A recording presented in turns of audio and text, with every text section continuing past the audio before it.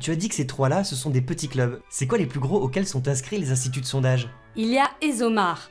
Sur leur site internet, il y a écrit « En devenant membre d'ESOMAR, vous rejoignez un réseau de 20 000 professionnels du secteur, ce qui vous donne accès aux personnes, aux informations et aux outils dont vous avez besoin pour faire croître votre entreprise. » Là, je commence à être perdu. Tu viens de dire qu'ESOMAR, c'est pour les entreprises. Mais un institut de sondage, ce n'est pas une entreprise.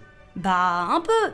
Souviens-toi, CSA appartient à Bolloré, et Bernard Arnault a un de ses copains qui gère Ipsos. Mais tu sais, dans le club ESOMAR, chaque année, il y a un concours. Les entreprises ou instituts de sondage adhérents peuvent rédiger un article qui explique comment ils ont bien fait leur travail. Ah ouf, j'ai eu peur. Et on sait qui a gagné une année? Oui, en 2015, c'était l'institut de sondage BVA, le 3e de France et le 25e au monde. Génial. Et il parlait de quoi leur article? Le titre c'était « French Government Nudge Me Tender ». Le gouvernement français? En 2015? C'est quand Manuel Valls était Premier ministre? Et quand Macron était ministre de l'économie? Oui, et comme l'article date de 2015, on peut penser que ça comprend aussi l'année juste avant, vu que ça fait un peu comme un bilan. Donc que ça comprend le premier gouvernement Valls avec Benoît Hamon quand il était ministre de l'Éducation nationale. En tout cas, l'article expliquerait comment l'Institut de sondage a bien travaillé avec le gouvernement français. Et ce serait pour ça que BVA a gagné le concours d'ESOMAR. Ok, et ça veut dire quoi, Nudge Me Tender?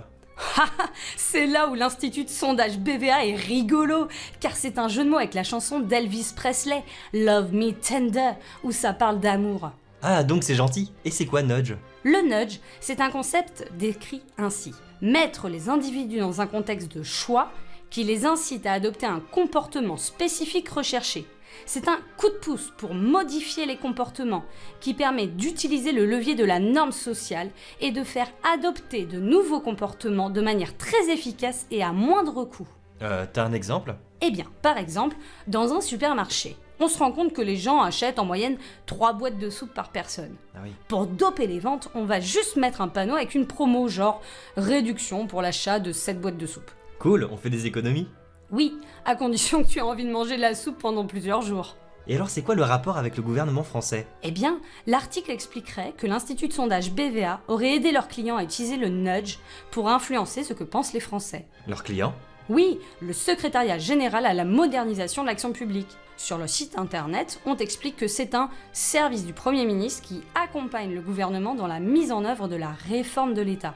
Donc le client, c'est Manuel Valls quand il était Premier ministre. Lui, mais pas seulement, car dans ce secrétariat général, il y a aussi le secrétaire d'État chargé de la réforme de l'État et de la simplification, et le ministère de l'économie, de l'industrie et du numérique. Donc le client, c'était Manuel Valls, et qui d'autre? Eh bien, Jean-Vincent Placé, Pierre Moscovici, Jérôme Cahuzac, Benoît Hamon, Bernard Cazeneuve, Michel Sapin, Arnaud Montebourg, Emmanuel Macron et j'en passe. Ok, donc si je comprends bien, l'Institut de sondage BVA a montré à ces gens-là comment manipuler l'opinion publique à leur avantage. Manipuler, oui et non. BVA est comme un prestataire de service en plus d'être un institut de sondage. Sur leur site, il est bien dit. Nous adaptons nos méthodes à vos problématiques avec souplesse et réactivité. Et que leur but est d'adapter nos solutions à vos besoins. Et ça a donné quoi précisément? Eh bien, en avril 2015, le sondage BVA disait que 65% des Français voulaient que François Hollande s'occupe de l'emploi et que 94% voulaient qu'il annonce des mesures pour faire baisser le chômage. Et après, il y a eu la loi El Khomri. Les gens n'étaient pas contents. Tout à fait. Et BVA ne pouvait pas non plus minimiser les manifestations. C'est pour ça qu'en avril 2016, leur sondage pour Orange et iTélé disait qu'à peine 56% des Français soutenaient les manifestants et que 49% seulement voulaient un retrait total de la loi. C'est tout? Ce n'est pas beaucoup. Rappelle-toi, l'institut de sondage BVA ne pouvait pas non plus déplaire à son client. Et puis, c'est ça le nudge.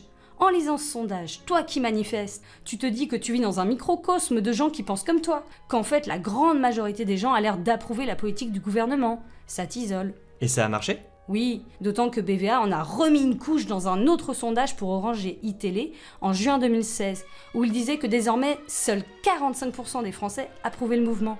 Et puis, tu as bien vu, les manifestations se sont essoufflées, d'autant que les chiffres officiels du nombre de manifestants décroissaient. C'est encore une fois l'effet nudge. On te dit que les gens en ont marre des manifs, que ça paralyse le pays, que de toute façon les gens ne sont pas si mécontents que ça. Toi, tu te sens seul et tu trouves que les Français sont cons. BVA n'était peut-être pas si objectif que ça. Ça appartient à qui cet institut de sondage? Les fondateurs de BVA sont Michel Brûlé et Jean-Pierre Ville. Tous les deux, ils ont travaillé à l'institut de sondage IFOP avant de créer BVA. Michel, en plus, il siège au Syntec. Allons bon, c'est quoi ça encore? Le Syntec, c'est un syndicat des professionnels de l'ingénierie, du numérique, des études, du conseil, etc. Je parie qu'il y a un loup. Oui, le Syntec est membre du MEDEF. Donc BVA, Institut de sondage, apporte en plus des sondages des conseils au gouvernement français et fait partie du MEDEF. Ce monde me semble de moins en moins idyllique. Si on connaissait leurs partenaires à ce Syntec, on saurait à quoi se fier.